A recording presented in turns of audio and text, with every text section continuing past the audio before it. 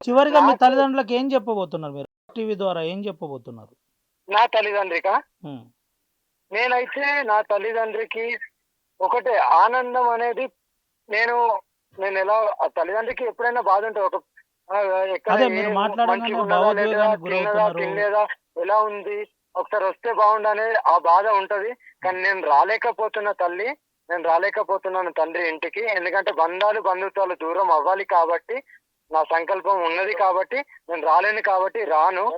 ఒకవేళ అలా రావాలి, మీకు చూడాలి అనుకుంటే, నేను ఎక్కడైతే గుళ్ళల్లో గాని, అక్కడ పూజలు చేసుకునేటప్పుడు వచ్చి చూడండి. కానీ నేను మాత్రం రావడం అనేది ఉండదు తల్లి, తండ్రి అని నేను చెప్తున్నాను. ఇంకోటేందంటే, నేను చిన్నప్పుడే వెళ్ళిపోయిందని మీరు అడిగారు గదా!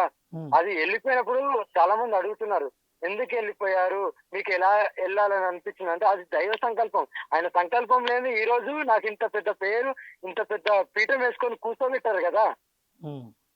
నేను సంపాదన ఇదే చాలా మంది అడిగేదేంటంటే, ఆస్తులు కూడబెట్టడానికో, లేదంటే ఆశ్రమాలు కట్టడానికో అని అడుగుతున్నారు గదా! అలా అంటే నా తల్లిదండ్రులు ఆ పూరి గుడిసెలో అలా ఎందుకుంటారు? హ్మ్.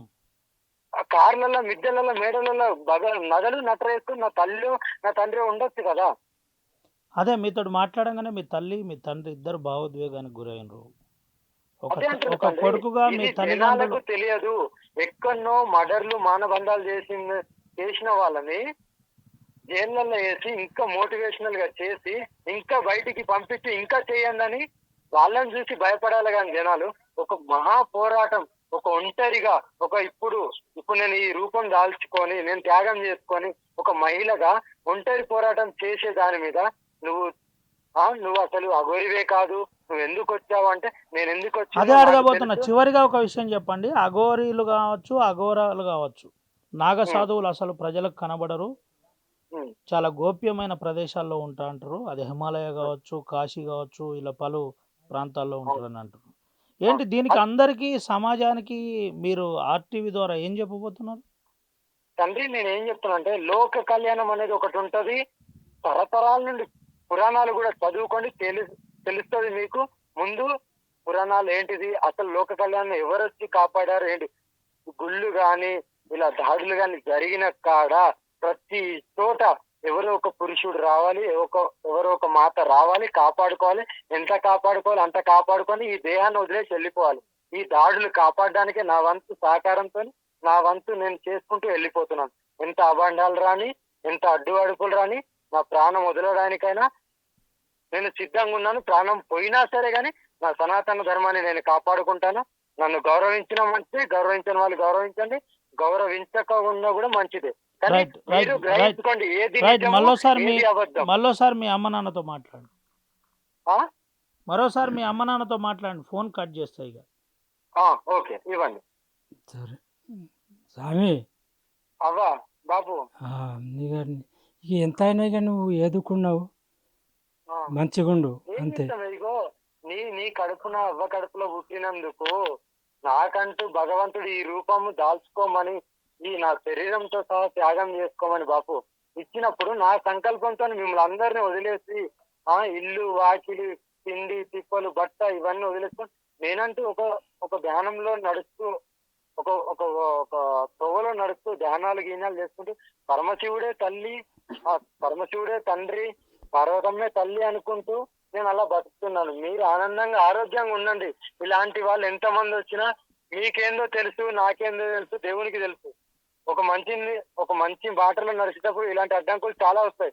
మీరు కూడా కొన్ని ఎదుర్కోవాల్సి వస్తది. సరేనా? ఆటికి కూడా దిగమింగుకొని ఉండండి. సరేనా బాపు? సరే సరే సరే సరే మంచి కానీ ఏంది, చెడు ఏంది భగవంతుడు చూస్తారు. మనుషులెప్పుడు చూస్తాడు. మూర్ఖులే. మనుషులెప్పుడు నరరూప రాక్షసులు వీళ్ళందరూ. ఓకేనా?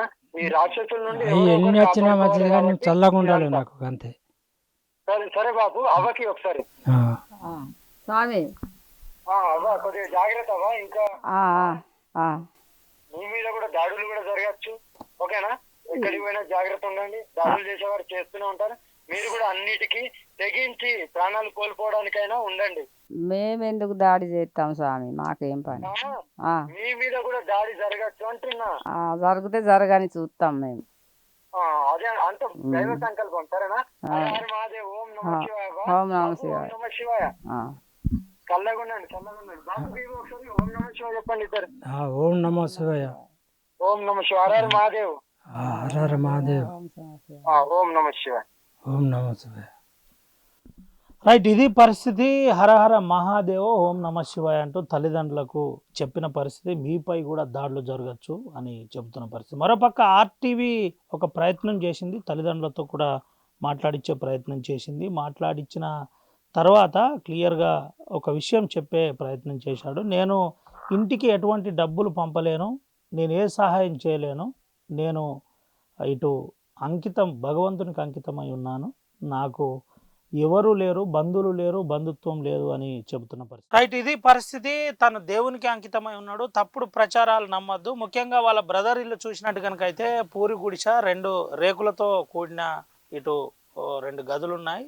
ప్రధానంగా అటు అప్పుడప్పుడు మీ చిన్నాన్న అని మా పిల్లలకు ఫోటోలు చూపెట్టి వీడియోలతో చూపెట్టే ప్రయత్నం చేస్తామని అటు వాళ్ళ వదిన కూడా చెబుతున్న పరిస్థితి. ఏది ఏమైనప్పటికీ తెలంగాణ రాష్ట్రంలో సంచలనం రేపుతున్న అఘోరి కథ కాస్త ఇంటి దగ్గర చూస్తే అత్యంత దైన్యంగా ఉందని చెప్పక తప్పదు. ప్రపంచంలో ఏ మూల ఏ క్షణం ఏం జరుగుతుందో వేగంగా తెలుసుకోవడానికి తొలి వెలుగు వాట్సాప్ ఛానల్ని ఫాలో చేయండి.